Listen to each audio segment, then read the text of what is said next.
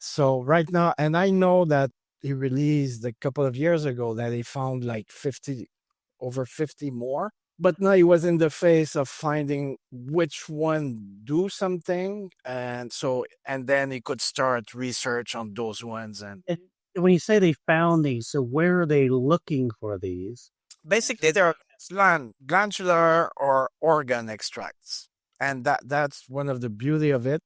They're all very small peptides, 2, 3, or 4 amino acids. And in a funny way, not only the bioregulators, the smaller peptides are the one who have the bigger impacts on the body. I'm thinking about GHK. By the way, Carrinson, when he wrote about GHK, he didn't discover it, but he said, well, I wish I had discovered that one too. He loves it. And you have the TRH, the tyrotropin releasing hormone, 3 amino acid, but despite the name, it has a very small effect on the TRH. Welcome to the Peptides and Longevity podcast. Each week, we'll dive into groundbreaking science, innovative therapies, and the future of health and longevity. Alongside visionary physicians and experts, we'll explore how peptides, cutting-edge medicine, and lifestyle strategies can redefine the way we age. Get ready to transform your health, optimize your vitality, and unlock the secrets to a longer, healthier life. Let's get started.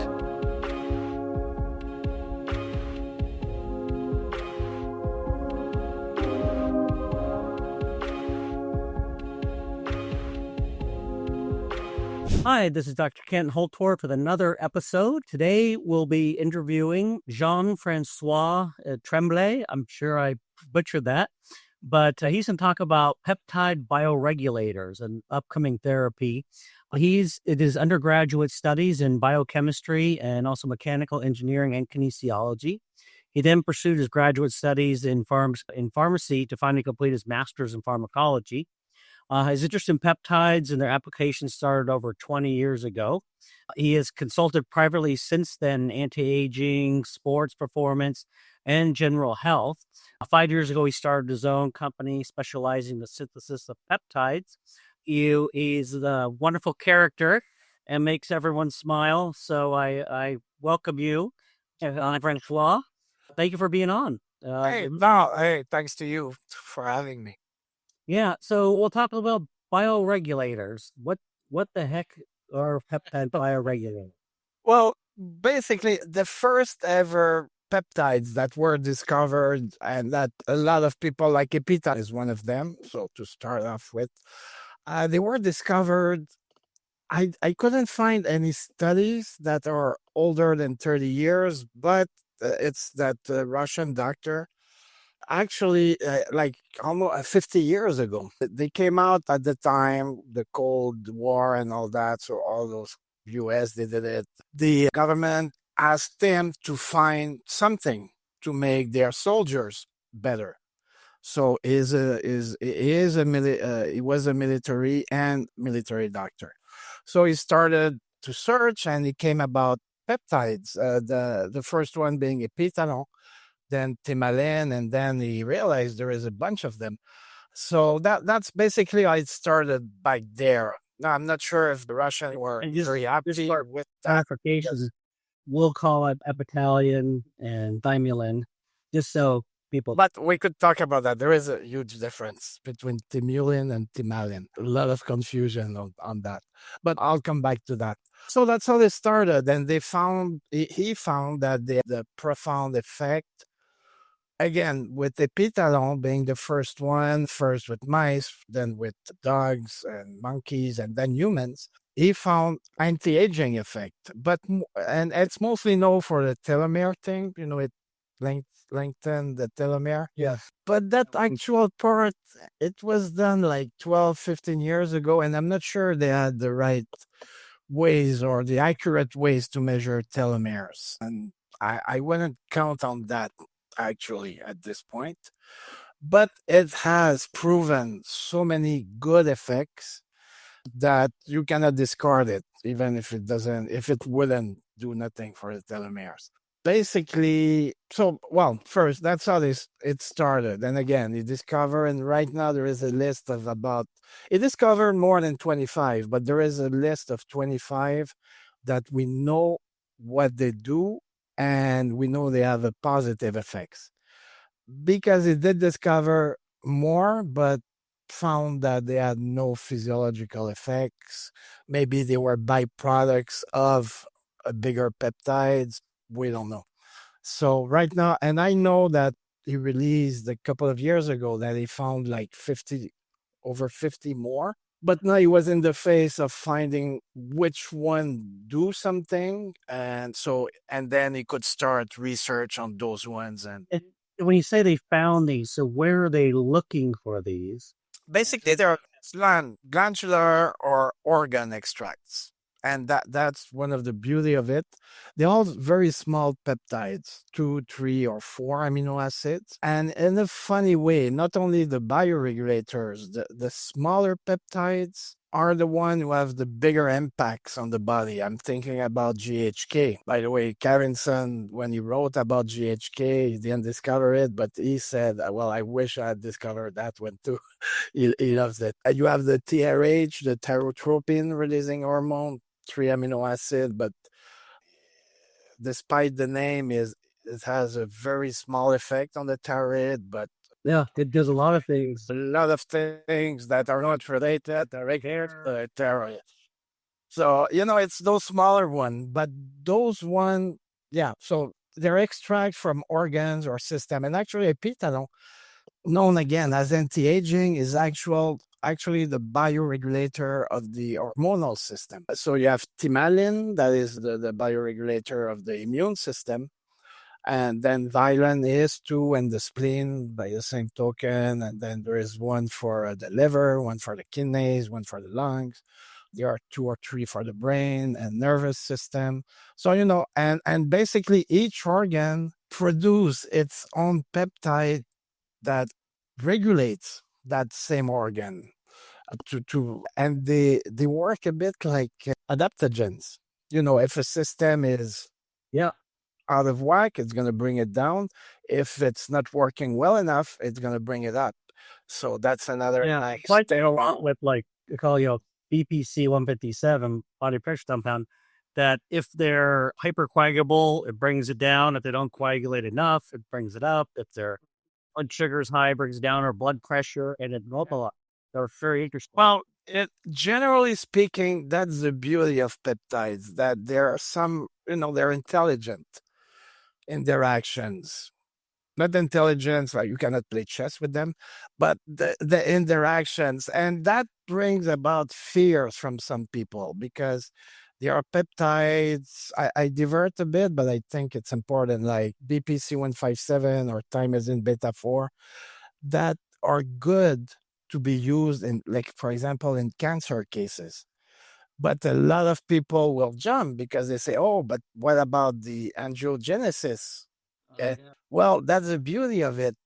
They don't push their actions, the peptide. There will be angiogenesis if needed. So if in a case of cancerous cells around it and the angiogenesis is not needed, then it won't happen.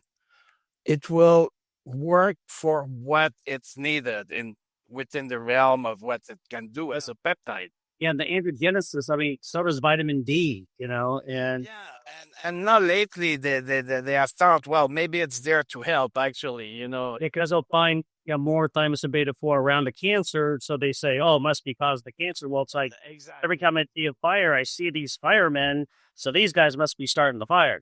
Yeah, exactly. There you go. That's the concept that was wrongly interpreted before, and now people are catching up to it.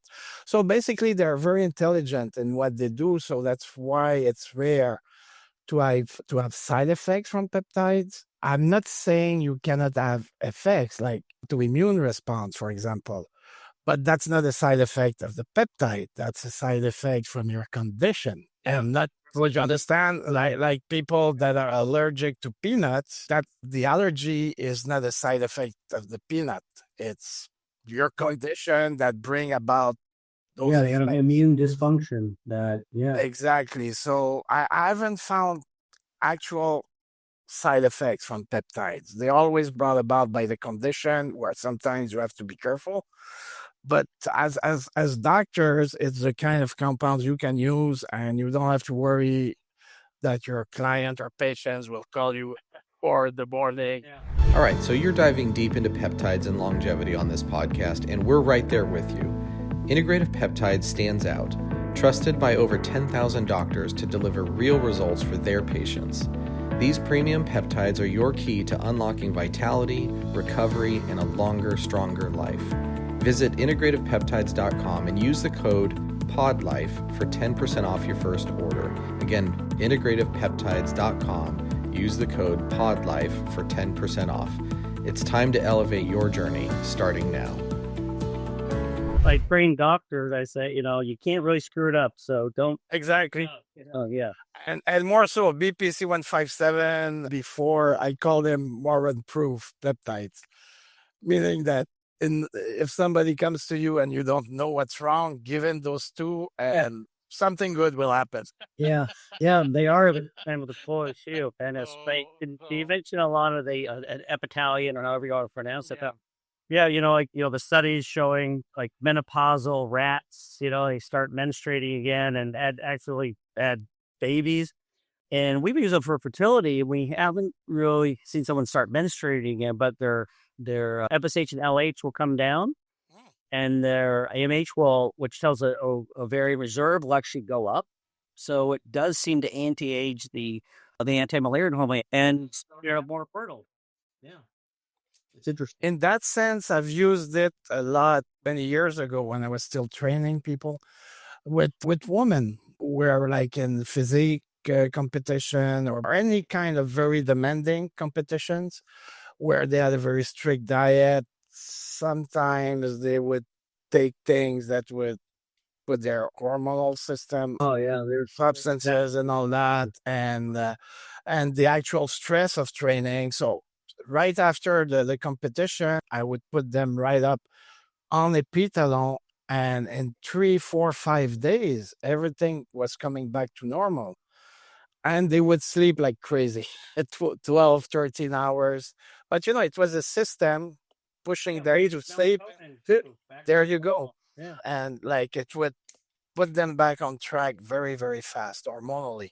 And how about the epithelium versus pinealion, different effects? Yeah, of course. Pinealon is brain peptides, and it does have an effect on the nervous system. So we started to use it, not me, I'm not a doctor, but a few practitioners I keep up with, and, feed them on actually serious cases of neurodegenerative diseases. Those are pills for pineal gland, correct? Exactly. Pinealon, no, it's for the actual brain. I don't know why they call it pinealon. I don't think it's from the pineal gland. Or might be. I'm not sure about this one. But the effect is in the cortex of the brain and the nervous system. So in any case of neurodegenerative conditions, they have a good effect, but in therapeutic dosages, not in preventive dosages. So basically meaning, again, for Epitalon, the classic dosage is like a total of 100 milligrams twice a year. And I'll come back why only twice a year. But keep in mind, that's an anti-aging protocol, and it's basically a preventive. You prevent aging and age-related diseases. So, and you see the full effect when you look at the studies by Cavinson. It's over 12, 15 years where you see all those results. And so people, many times they start using them and they tell me, well, I didn't feel anything. Well, okay, well, if you start smoking today, it's going to take maybe 10, 20, 30 years before the cancer show up.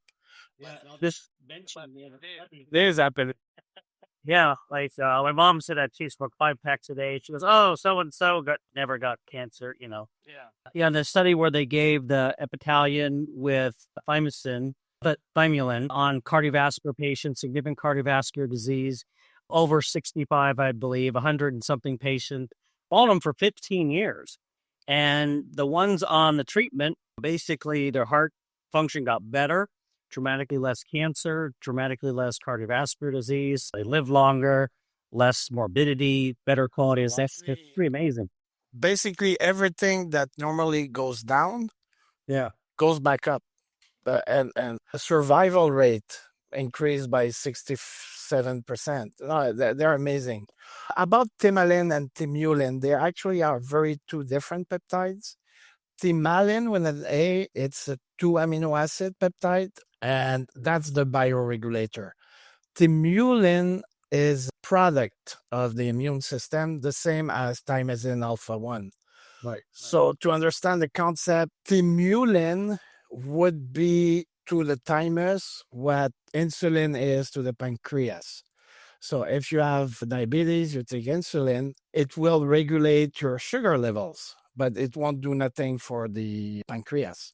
So the thymulin will regulate your immune system. That's why it's a very good peptide, but it won't do anything to regulate your thymus, as thymolin with an A will. Yeah. So That's one that's available here. Yeah. well, the problem, thymolin, actually, most of the time you'll see thymulin sold as thymolin. The end result is good, and that's what you want, upregulation of the immune system. But the point, we made some thymolin, and we found out that it's the 2 amino acids, it doesn't dissolve in water. So if you buy something it says thymolin, and you can dissolve it Really, in water, water soluble. Maybe that would absorb orally then, because that's a big problem. probably sublingual. Yeah. In that case, usually if they're more fat, like hydrophob, then they can be absorbed sublingual. Yeah, that's the big problem, is they're very polar and hydrophobic. So hard to get them to absorb. And a lot of people are just putting them in nasal sprays and just assuming, or sublingual, assuming they're going to absorb, but you can't. Yeah. And again, they're not that expensive, but they're not cheap. Why? Just inject it. That's where you get the most bang for your buck. You get 100% of it, and then diabetics, they do it like many times a day, and they're fine with that. Yeah. Usually women are fine. Men, the bigger the guy, the less they're going to. Yeah, suppositories would be good, but then again, I'm not sure both men wouldn't be happy about that. Gotcha. What other bioregulator have you found effective? Personally, I've therapeutically, epitalon, thymolin, and thymulin in cases of cancer, and of course in anti-aging protocols. Pinealon, we're using a lot now. Cartilax, which is the joint and articulation peptide, is good.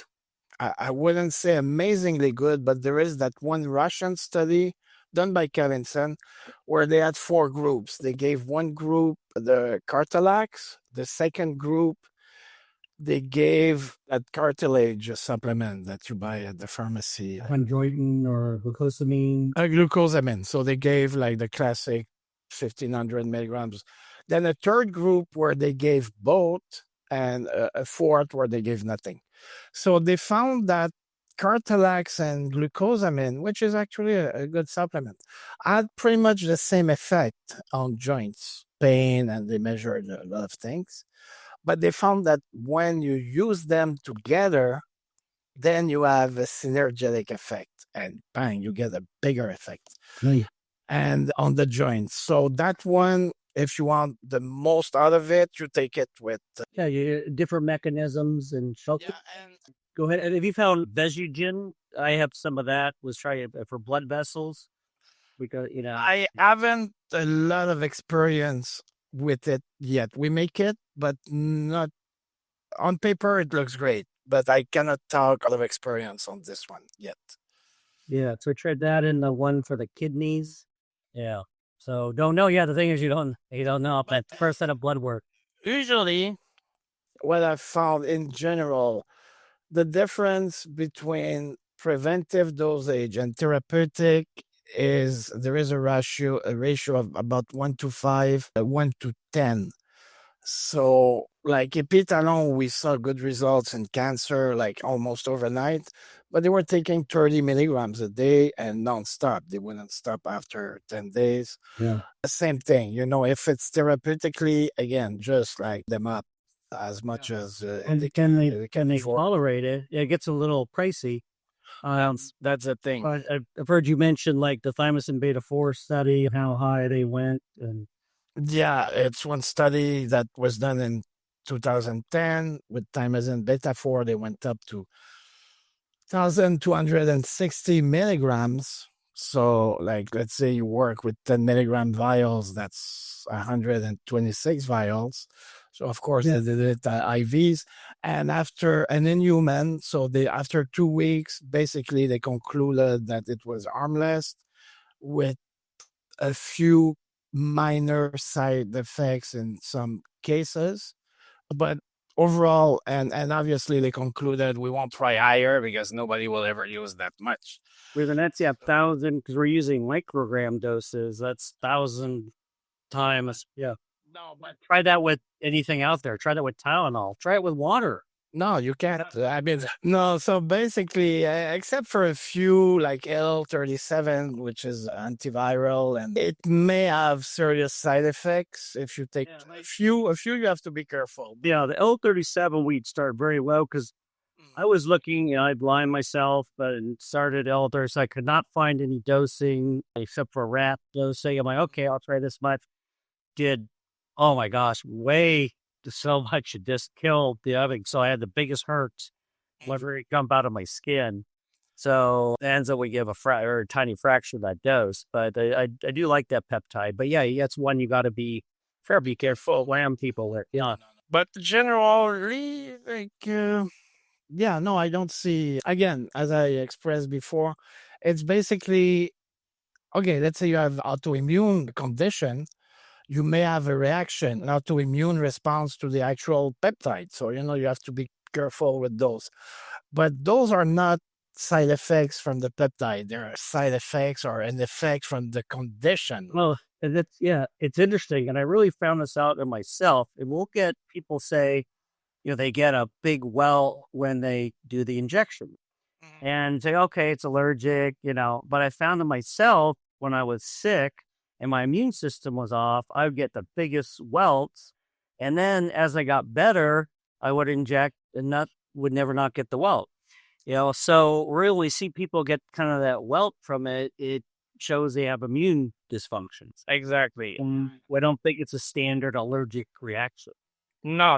And many times, if it's serious as a reaction, because I've seen a couple of times, actually, people have a very bad reaction. Yeah, but you could be hard dating, but yeah. But at that point, you introduce thymosin alpha 1 for a few days or week, and then you can start the actual peptide therapy if thymosin alpha 1 wasn't there. And usually you can. Yeah, well, once you get the immune system back in balance, then they don't have that. So, like when I give talks on peptides and go through all these studies, that the typical response of doctors are, why haven't I heard of these? There's, I get that. I get that a lot too. What's your thought on that? Well, big pharmaceutical companies, they knew about that all the time. They just shut up about it. Now they're in the game of peptides. They found a way through probably very expensive lobbying, because peptides, you cannot patent them per se, because they're US produced. But now they went around that, and if you look at the latest patents of peptides, they patent the way you make it, which is easy to go around, but they patent the application of. So it's in the title, patent for this peptide and its application. And then they will list everything they know it's good for. So what's the implication is, since it's patented, now they put it on the market. So you as a doctor, let's say you prescribe thymosin beta 4, then you send off your client to the pharmacy or a compounding pharmacy.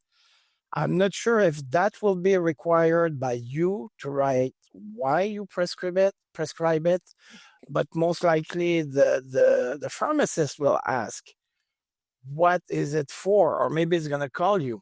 So if it falls within one of those conditions, then by law, it will be forced to sell to the patient the one that is made by that pharmaceutical company. And what I don't understand, I've seen these too. It's like they're taking peptides that have all this research, and then and then getting a patent on the application, when I thought that would not be allowed, because if a person in the industry, it would not be obvious that then they can patent it. But there's studies on it showing it does this and that, and then they get a patent on it for that.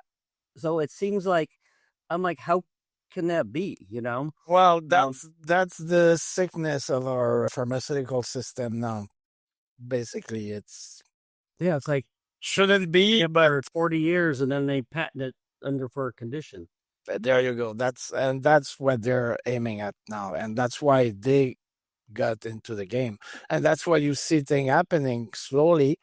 But like with TaylorMade, they say, okay, you cannot make this one, or this one anymore, and they're slowly getting into that. I worry about compounding pharmacies, and they have the thing with where they had a list that you couldn't compound. Now they're going to list that this list you can compound from. There's going to be very few things. Like they said things like, oh, you can't compound quercetin because we have a drug for that. They're going to use the same argument. Are you kidding me? Or they say it's difficult to compound. Well, difficult for whom? Leave it to us if it's difficult or not. Yeah, and I think there's going to be very few things, or they'll say, well, if someone takes too much, they could have a problem, And with these doctors that were debating this should be allowed, they would say, well, they wouldn't even look at the literature. They don't need to look at the literature. Yeah, like alpha-lipoic acid, they said can't be given IV, and they just eliminating everything. They said they weren't going to touch the hormones, but that's going to be on the list. I'm very worried that T3 is going to be gone because they're going to say, oh, it's not necessary. We have Synthroid. Well, that's what they did in Canada. So you cannot find T3 anymore for many years. T4, that's it. Synthroid, T4, and that's the only thing. There is still, like in Montreal, there is one pharmacy, compounding pharmacy, where I get my armor extract, and this is it. And most endocrinologists, they say no. You ask them, they're going to say no. T4 that's all you. Yeah. And, I've written numerous reviews on how T4 doesn't work for anyone, especially any sick person, and with hundreds of references, but they still say, no, you don't need it. They'll say it's dangerous. It's like, are you kidding me? And as a practitioner, you should know, and because I have a doctor actually got suspended for 9 months because he prescribed the extract, and what he said, yeah, on paper in studies, yeah, they do pretty much the same thing, but he said if you ask the patients, how do you feel, and 80% will tell you they feel much better with the extract than with the synthetic T4. So, the blood levels, they're both good. It's like they had bipolar patients that were treatment resistant. They tried on average 14 medication with no improvement. They gave them straight T3, and 80% improved, and 75% had total resolution of symptoms. 35% or something, total resolution of symptoms. T4 doesn't work for these patients. They don't utilize it.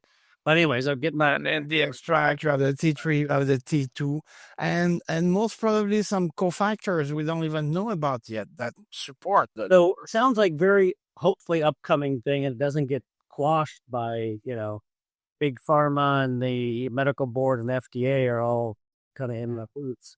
So, yeah. So with kind of in closing, I think this is a really upcoming thing. Where do you think it's going to lead?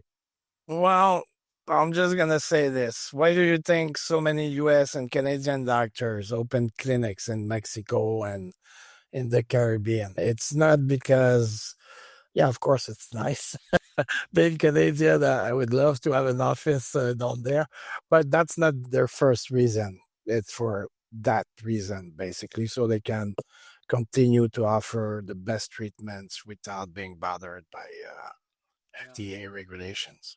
Yeah, and it's even, I think, in this whole integrative space or whatever you want to call it, a standard doctor will say, oh, there's no evidence, which is crazy. It's more evidence based than what you learn, and And it's actually a sad thing that's happening in medicine in general. 30 years ago when I was young, I would go see, because as a doctor, what's the first thing you do? First thing when you see a patient, you ask him questions. No test, no nothing. First questions. yeah, And if you're good with that, you know what's wrong with him. But now the system, like, it doesn't trust you anymore. They force you to do all those tests to back up your diagnosis that you had probably within 10, 15, depending, but very fast. After, if you have a doctor that has a bit of experience, they say, yeah, this is it, this is this. Sometimes you will need a couple of tests. Maybe it's lupus, maybe it's fibromyalgia. Let's look at it. But you have a pretty good idea. Now the system forces you to back up everything you do, why you do it, and everything. And I find it amazingly sad, because it's like you have all that formation, that knowledge and experience, and suddenly they're telling you, no, we don't trust you. yeah. And everything comes down now to, in terms of like protocols, that especially hospital based or anyone affiliated with Kaiser or whatever it may be, you do this, everything is memorization. And it's, the art of medicine is gone. And I think at some point it's going to be put all their labs and symptoms in a computer. It's going to be artificial doctor AI. That's where it's going to. And that's the thing. So all these patient that works well for a patient fits in a little box. But if they don't, that system breaks down. And that's where the doctor goes, oh, you must be in your head, Yeah. That's a classic. Basically, they are in the limbo. And which I think is where peptides have a big place. And I think you'd agree with that. If things would go as they should, the future of medicine, and I'm talking 5 to 10 years, no more, because things are moving fast. You would go see a doctor, probably 60, 70% of his prescriptions would be peptides. And soon, not now, because with our biomes, the probiotics we have, now they're mapping it, but it's going to be like the DNA. You map it, and 20 years ago, we said, that's it, now we got it. Then epigenetic came. So I think there is an epibiome that goes with that interactions. But once they get down that path, that's going to be mainstream. It should be a mainstream in medicine. But it's going to get more complicated, because they're finding the viral, the bacteriophages, the viruses of the bacteria play a big part. So they're exactly. It's very complex. It's not for tomorrow, but I have big hope, because things are happening faster and faster. Another 5-10 years, and they should have a pretty good idea of what to do with that. And that's going to be a big, big line in medicine to use. I think it's going to be very important. So just kind of in closing here, you'd say epitalion's probably the main bioregulator. Epitalon, it's kind of hormonal system. That regulates the most experience with. And Thimalin, well, even if you use one that it's called Thimalin and it's Stimulin, it's good. It's gonna basically, because in those aging studies, and it figures, epitalon is good. You add Thimalin or Violin, which is, and you can inject, it's water soluble. If you have a strong immune system, you will get less sick, so hence healthy, more healthy, and probably you live longer.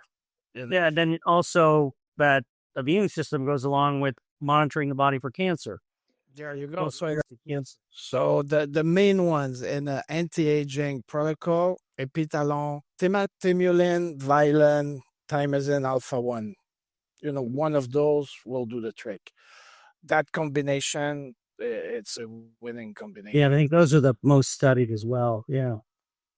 And we like that combination. And the other ones, in terms of prevention, like the one for the liver, the one for the kidneys, I would use them in a preventive approach like epitalon if you had a familiar background.